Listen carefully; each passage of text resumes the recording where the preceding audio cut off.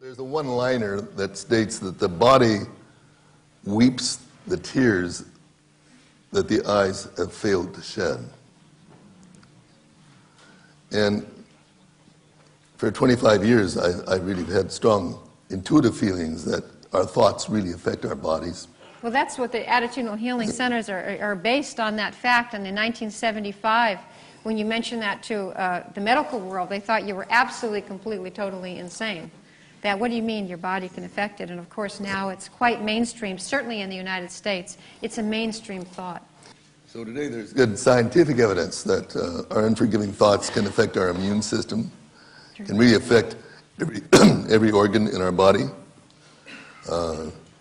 whether it be our headaches, our backaches, our heartaches. Just one quick example. I was to lecture in Canada, and the woman who had invited me was not there at the airport. Her husband was there and told me that, well, his wife is at home with a gallbladder attack. She's going in the hospital. The bed's going to open up later that day, and so he's been assigned to take me to the lecture. So I asked, well, how soon do we have to get there? And he said, well, we have a couple hours. And I said, well, could I come by to see your wife? Maybe I could be of assistance. So I went by to see her, and she was in almost so much pain that she couldn't talk. And I gave her some visual imagery relaxation exercises, and she was able to relax a little bit. And I got the following history, that she'd been a nurse for many years for the same doctor. And about 3 years previously, the doctor came to her and said, you know, these paintings of my sister, I don't want any more. Paintings, yeah. Why don't you take them down and get pictures that you'd like? And she never did like the pictures in the first place, so she's really happy about that. And then about a week before this attack, the sister came back into town and talked to her brother and said, I want those paintings up. And then the brother said, okay. And this nurse got so upset with him that she quit right on the spot, went home, but didn't associate her anger with her gallbladder attack and with her unforgiving thoughts. And what happened was that I gave her some forgiveness exercises so she could process some of this. And what happened was the pain completely disappeared. At which time the phone rang and she answered the phone.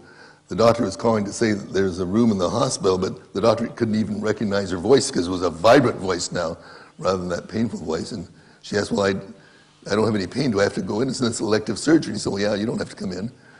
And she decided to go to the conference with us and shared with the people at the conference the effects that anger, when we're attached to our anger, the effects that can have. Another brief example, I'm thinking of the nurses at the Franklin Hospital. Oh, yeah. That's a great example. I was lecturing to oncology nurses and giving them a mental imagery of a garbage can where we can put all of our anger and everything we feel guilty about and tie a helium balloon, put it outside, and just see it disappear. And this nurse came up to me afterwards and said, you know, when you asked us to do that, I was thinking that there's nothing I feel guilty about, nothing I'm angry about, so I opened my eyes and was just watching the other nurses. Then after about 5 minutes, all of a sudden, I thought of my ex-husband, that son of a bitch. And I took him by the neck and I threw him in the garbage can, watched it go out and disappear, and I felt this crack in my neck. And you know, Dr. Jamposi, my husband left me 3 years ago for a younger woman, and I've had this pain in my neck ever since. And when I heard that crack, the pain went away. And I realized it wasn't that I was getting rid of my husband, I was getting rid of my attachment to my anger that was causing my disability and the pain in my neck. So there's many reasons, you know, why we don't forgive in our lives, and a couple of them were alluded to this week, and my father Michael and a few other folks, and we just want to kind of go into a little bit more about that, Jerry, if that's okay with you now to go into that. Sure. And ask your help with that too, and in response, if you can just kind of raise your hand so we'll know where you are. We don't need to have the microphones here now because you can call it. What? Oh, that's good, Jerry. That beats the time we went to the bathroom with the mic on. Did I get your attention? You got my attention, Jerry. Good. See, we always have room for forgiveness in our relationship. I don't know about yours. You know. So why don't we forgive? Why don't we forgive? There's lots of reasons. So what comes to mind? Why don't we forgive? Could you just raise your hand so I can see where you are? Pride, John says. I'll repeat it, yes. John says pride, yes. Control. Oh, so if I haven't forgiven you, that means I have some control over you, right?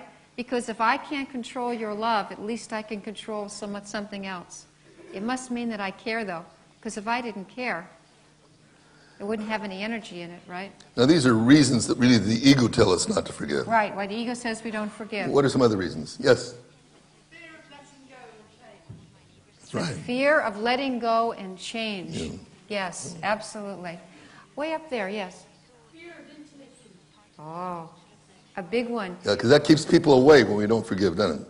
Richard, you want to say? A sense of injustice is when I feel really something's done that's unfair. Sense of injustice. I feel like something's So they deserve your anger? Deserve our wrath. They our deserve anger. your lack of love? And they deserve it for everybody else who we can gather around us. Right. Everyone who's equally as insane as us, we can get to believe that, right? Yes, sir. Feel morally right. Feel morally right. Correct. I have morality, I have theology, I have all these other things on my side. Is that right? Yes. Resentment.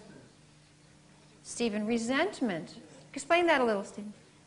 You have a lot of people walking around the streets where I live that seem to be constantly drunk and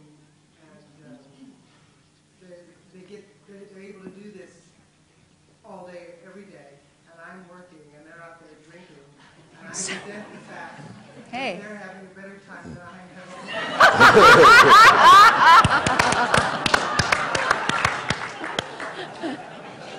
am. Okay? That's great, Steve. Thank you. That's great. Other thoughts? Other reasons why we don't forgive. The first, well, Yeah. Oh. Fear that, I think that if I have feelings, like identifying with whatever, if I want to forgive that person, I can feel it because I feel if I do, I'll disappear in their life. Ah. Because whatever, that thing that I'm holding on to is, I'm so identified with that. it keeps you glued to the person in hate and anger then. And you feel identified with that, and if you let go, you said that you'd feel like you would disappear from their life. So it's like with the control, it's like some attachment to the person. So it's interesting to see a person we have tremendous grievance again, why we have the need to hold them in our lives in any way, in any form. Yes, why else? There's lots of other reasons. Yes, Abigail. It gives you a sense of great energy when you're in all this anger and rage. Right. Makes us have a false sense of being alive. A false sense of being strong. Because we have the illusion that feeling peaceful means being a passive amoeba, as opposed to peace inside is like the strongest, most powerful force in the world, because it's based on... As a matter of fact, many people would think that what you did was really a sign of weakness. Yeah. That you're a kook, right? That you're a kook. Yeah. Fear that we will lose power. Yes. You'll give your power to the other person who you had forgiven. Okay, then they'll be more powerful than you. Right. Yes, over here. A feeling that something so important in me is broken, that I don't have the tools anymore for forgiveness. I can't find it. The fear that something inside of me is broken and that I know I don't have the tools inside of me to forgive. So not as if it was broken. As like we maybe don't know how to forgive. Yes. Big one. I feel my judgment sometimes a part of my identity, and forgiveness is somehow that I'm not right, wrong, the opposite is right and wrong.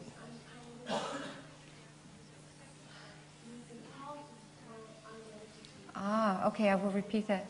Thank you. So I'll paraphrase it. That our identity is often caught up in what we forgive and what we don't forgive. And Colin was saying, we were talking the other night and talking about in Ireland, sometimes you feel you've got to be, you're on a part, you're on a side, and if you didn't have this, that you would feel like you've lost yourself. I'm calling and saying you need a scapegoat. It's part of The ego always wants a scapegoat. Right, yeah. Or Other, sir. Lack of empathy or understanding of what's motivating the other party.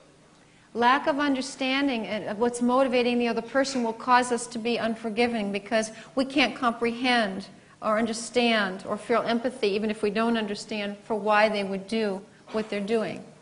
Yes. other thoughts? The satisfaction of being really punishing. Yeah. Wow. You heard that up in the back, didn't you? We all felt that. Wow. We all can identify with that. Thank you. Wow. Was someone behind you? Way in the back? The sweet sorrow of self-pity. Poor me. This person did this to me, and I want everyone's empathy. So it's the side effects. What do we say? Well, it's maintaining the stance of victimhood also in that way. Right, right. Yes. Feeling that we're owed something in return. If I'm going to forgive, you need to give me something. Or it kind of has a form. So like if Jerry and I have had a falling out here, then in order for it to be forgiveness, I give him my forgiveness, but he's got to give me something back, right? Which is often in the form of reconciliation, which can work well in a lot of situations, but what happens when he can't give it back to me? He's either dead, or he doesn't know that I'm upset with him, or he's never going to give it to me. All those things. Then the ego says, I guess I can't forgive. But Spirit says, of course you can, because it's not reliant on the other person. It's nice when it happens and the other person grows more, but it doesn't mean that you can't forgive. I'd like to summarize a little bit. Yes, because I know we have even many more. And that is the feeling that the person will do it again, the feeling that the act of forgiveness means that you agree with the act. That's a big one, or that you take responsibility away from that person is what the ego would have us believe. And of course we don't, because every person is responsible for their actions in their life, Now, one way or another. What the ego, Jimmy, you finish? Yeah. What the ego hides from us is that when we don't forgive, it's really a decision to suffer ourselves. Think about that for a moment. When we